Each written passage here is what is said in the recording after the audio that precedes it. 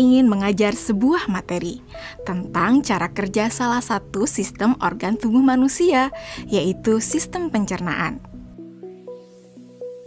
Adapun tujuan pembelajarannya adalah melalui diskusi kelompok dan penugasan mandiri.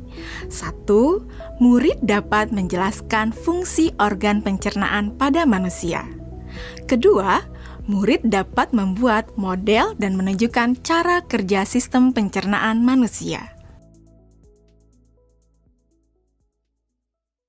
Sebelum pembelajaran dilakukan, biasanya saya akan melihat tujuan pembelajaran atau target apa yang akan saya capai pada hari itu. Setelah itu, saya melihat data atau informasi terkait murid-murid saya untuk menentukan strategi pembelajaran yang tepat dan penilaian yang sesuai. Saat merencanakan pembelajaran, Pak Kasim mempersiapkan beberapa sumber belajar yang menurutnya akan membantu murid-muridnya belajar sesuai dengan kebutuhannya. Sumber daya belajar yang disiapkan diantaranya adalah sebuah poster, berbagai bacaan yang memuat pembahasan tentang bagaimana organ pencernaan bekerja dari beberapa sumber.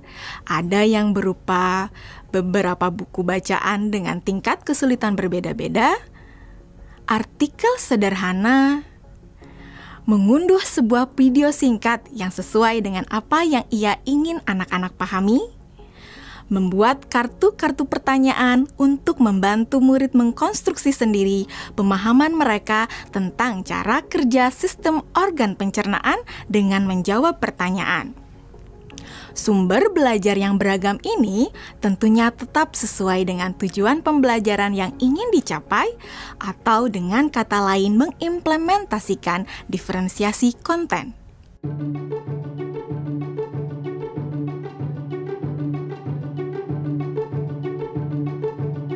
Setelah semua sumber materi yang beragam disiapkan, saya mempersiapkan daftar kegiatan lengkap dengan instruksinya. Misalnya, membaca buku atau artikel dan lain sebagainya, mengamati poster, mendiskusikannya, dan kemudian membuat ringkasan untuk menunjukkan pemahaman tentang isi poster tersebut.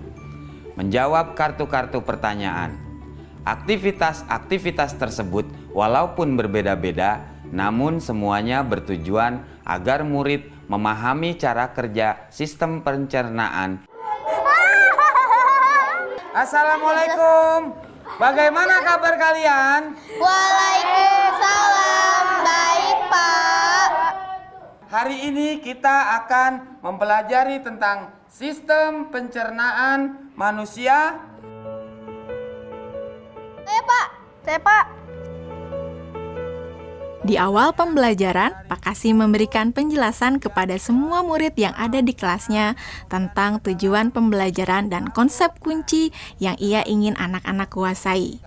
Lewat proses tanya jawab dan contoh-contoh, Pak Kasim memastikan bahwa murid-muridnya memahami apa yang dimaksud dengan sistem.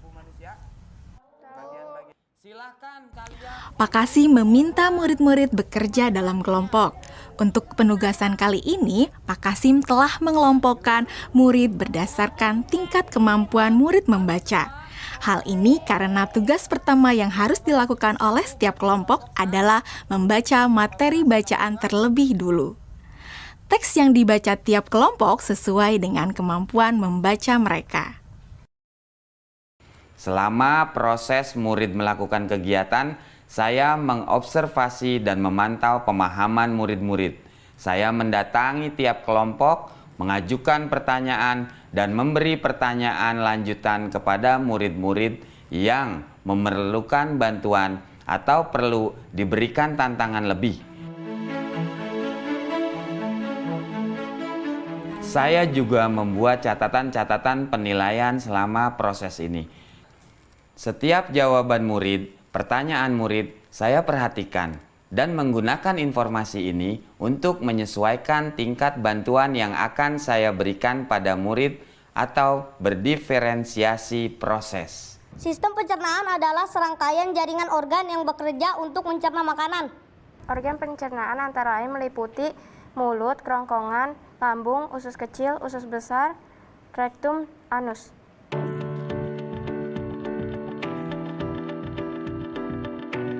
Sekarang silakan membuat model yang menunjukkan sistem kerja pencernaan manusia secara mandiri. Selama proses murid-murid membuat model sistem pencernaan, Pak Kasim berkeliling melihat pekerjaan murid untuk mengetahui sejauh mana pemahaman murid.